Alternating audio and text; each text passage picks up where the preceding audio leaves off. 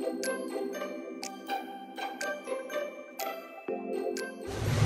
day mga kaenggi, Kuya Mike. Alright.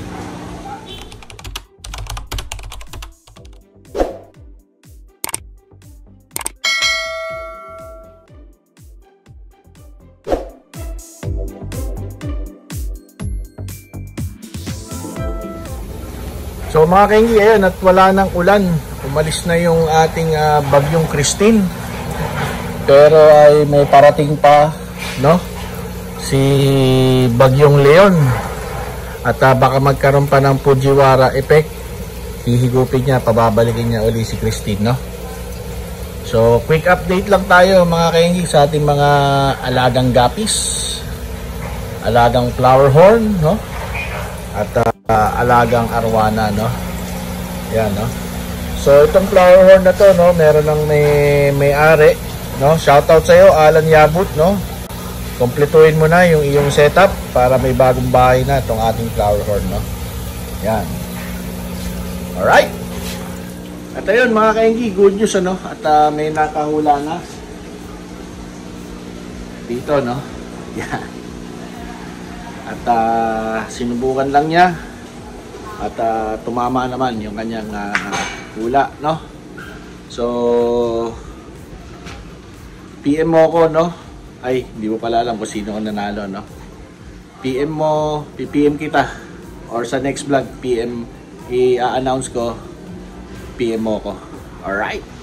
Ayun, no? So syempre shoutout muna Clarence Gale 0509.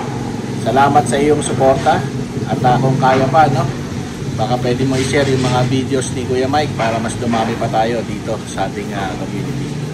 Alright.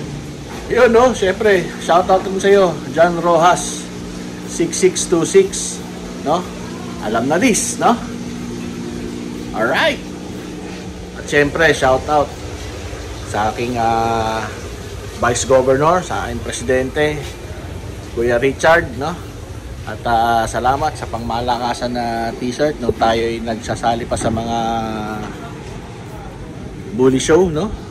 Yan, no? Si Kuya Mike, kung hindi nyo pa napapanood, no, ay nagbablog din ng mga bully show, no? Dahil nga po kay Boss Richard, no? Marami siyang mga bullies. Kung gusto niyo ng bullies, no, comment down below lang kayo, no? At baka meron pang pa-out si Boss Richard. Alright. Yun mga kaenggi, so simulan natin dito sa ating YKC Delta, no. So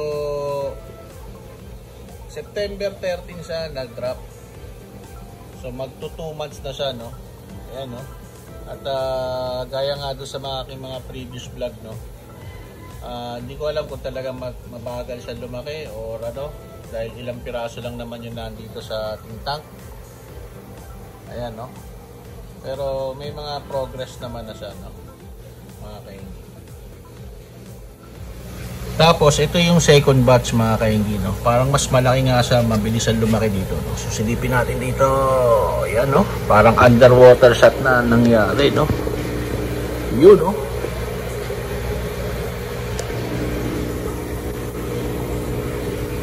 So ito yung second batch ng YKC Delta natin, no. Yan. Yun mga kaenggi, no. So bakit ko pinipicture yung ating YKC Delta? Kasi napakaganda po nung tatay niyan, Delta at dilaw na dilaw yung katawan, no. Kaso nga lang po, hindi ko siya na-videoan. Buti na lang kamo ay nag-drop na yung parents niya bago siya na-tsugi, no. So kaya talagang inaalagaan natin tong YKC Delta para makakuha tayo ng magandang male.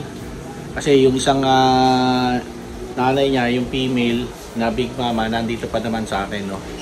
So technically, kung bago mamatay yung ating male, kung nasundutan niya, ay pwede pa mag-drop yun, no. Alright. So ayun, no, mga kaenggi, no, kung hindi nyo pa napanood yung isang video natin, yun yung tinatawag natin na contingency, no. So ayan, katulad yan, namatay nga po yung ating male, no, na YKC Delta. Buti na lang po nakapag-drop at na-separate na natin yung mga fry niya, no. At meron tayong pagkukunan at hindi tayo bibili ulit ng bagong mga materyales. So tapos nun mga kaenggi, no, gaya nga ng nasabi ko kanina, kung nasundutan niya po yung female bago siya nagpaalam, ay pwede pa ito mag-drop, no? At the same time, baka nagtataka kayo paminsan, kahit walang male ay nagda-drop yung ating mga female, no? Yun ay dahil nakakapag-store sila ng similya ng male ng kung di ako kamali, kahit mga 6 na buwan yata, no? Kaya may mga time kahit wala ng mga male yung ating alaga, ay magugulat tayo ay mayroon ng nagda-drop pa din yung ating mga female, as long as nasundutan na, hindi yung virgin. Alright, so mga kaenggi, ito yung pinahulaan natin, no? So silip tayo sa baba. Alright, parang underwater shot, oh. Ayan, no? So may mga nakahula na nito mga kaenggi, no? Pero hindi po yan yung ating ipamimigay, kundi ang wild red or tuxedo koi, no? Yan.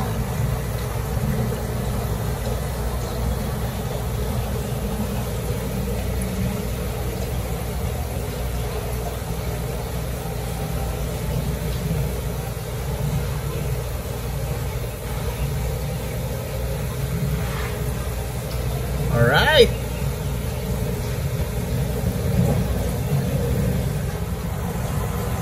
So tignan natin tong ating mga pea dirt, no, mga kaenggi. Actually may problema tayo dito sa pea dirt na to, eh. Pagdating ng mga lumalaki na sila, yung survival rate nila parang kokonti lang. So hindi pa tayo makakapag-release talaga dito. At the same time, magkakaling rin tayo dito sa ating mga pea dirt.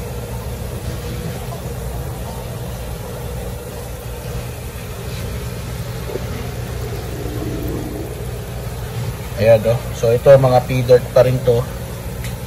Ayan, oh. Ito mga pinalalaki natin na pea dirt. Pero yan, ilan lang yan, no, mga kaenggi.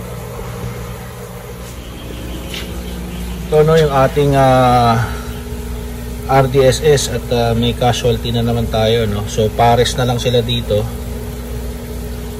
Ano kaya? So sobrang lamig kaya nito. So hindi naman natin maiiwasan yan mga kaenggi, no.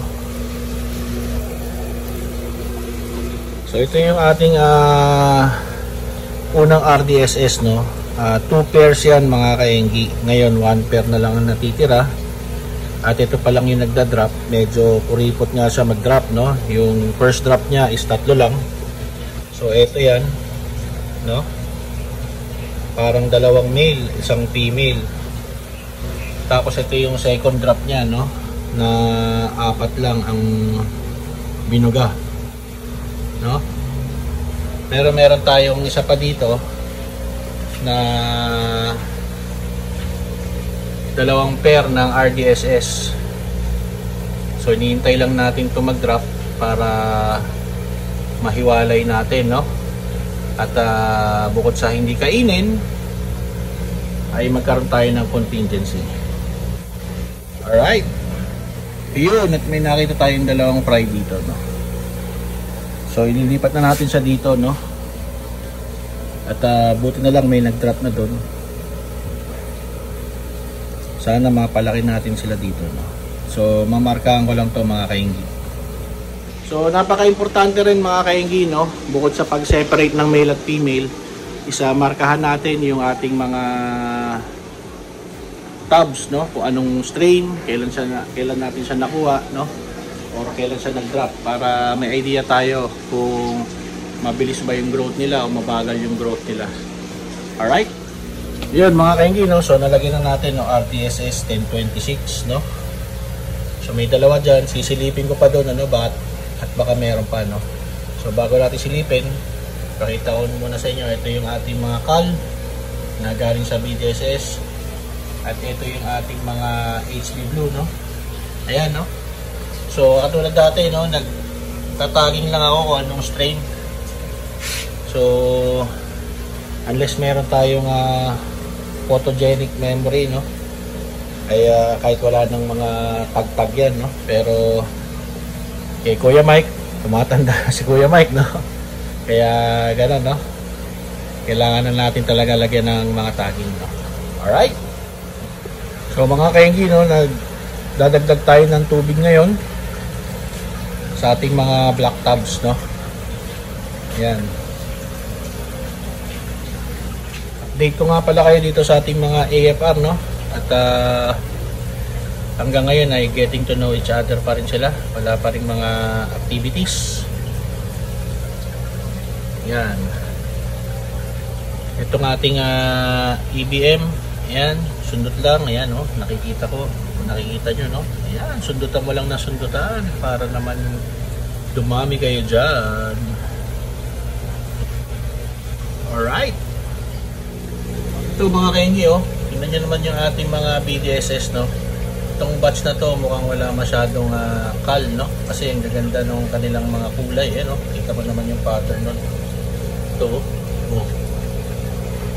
Pati yung mga female, no? Mga kaingi. Yan.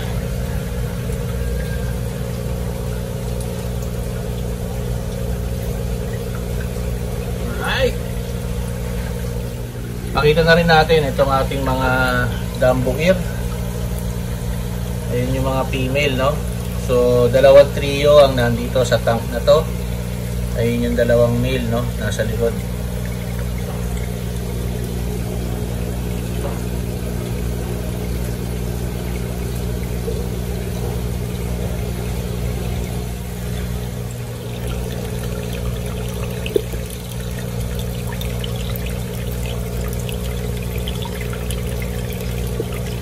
So mga kainggi, no, gaya nga ng sabi ko, no, nandito tayo ulit. Kung hindi ka pa nakasubscribe, please consider subscribing. Like and share na rin itong video na to. Kung may natutunan ka or if you find this entertaining, no, para dumami pa tayo sa ating community. At para may shoutout ka na rin, no, comment mo na rin kung saan ka para malaman natin kung saan umaabot yung ating mga videos, no. Alright. Yun mga kaingin, no? So bali random updates lang to, no? At check lang tayo ng ating mga tanks at tabs kung ano yung mga gusto kong ikwento sa inyo at i-update, no?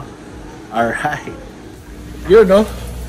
Yung nandito natin na BDSS, nagpaalam na yung ating breeder, no, pero yung ating Delta na lalaki dyan ay binalik na natin dito, no, sa kanyang dating asawa.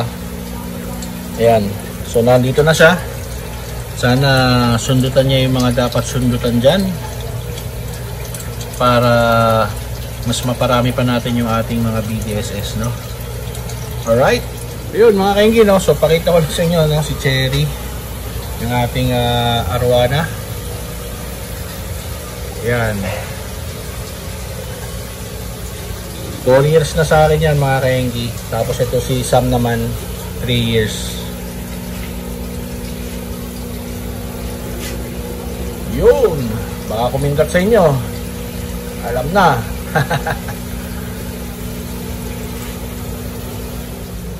So mga kainggi, no, tapos na natin i-top up, no, yung ating mga black tabs. At nakapag-update na rin tayo ng random. Tapos yun nga, no, yung kinikwento ni Kuya Mike, may nanalo na doon sa ating pahula ng strain. At the same time, yun, yung kung di nyo pa napanood yung ibang video ni Kuya Mike about contingency, no. Tapos ito naman ngayon, no, ay nagtataging tayo ng ating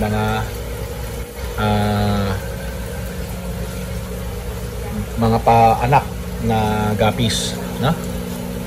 Yan. Alright. Ayun mga kainggi, so if you find this entertaining or kung may natutunan kayo dito sa video na to, yan, please consider subscribing, no? Mga kainggi, alam na this. Bye bye. Alright.